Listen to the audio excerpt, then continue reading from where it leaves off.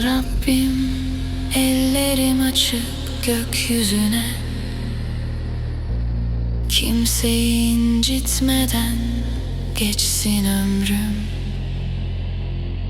Kul hakkına dokunmadan yol alayım.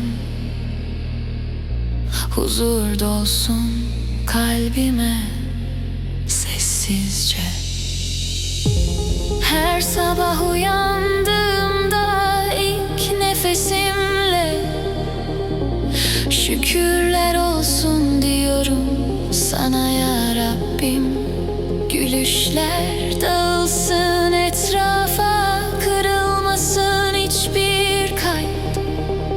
İçimdeki dua yıldızlar kadar saf.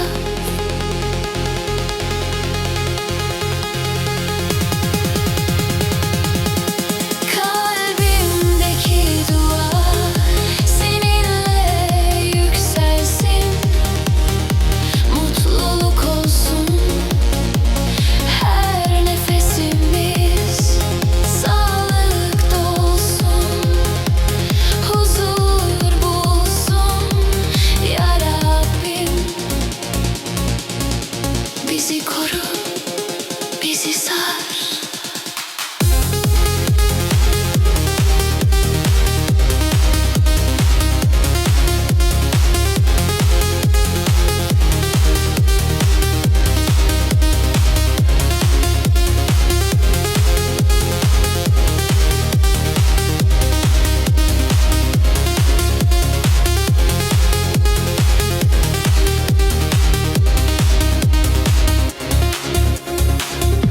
Gece olduğunda yıldızlara bakarken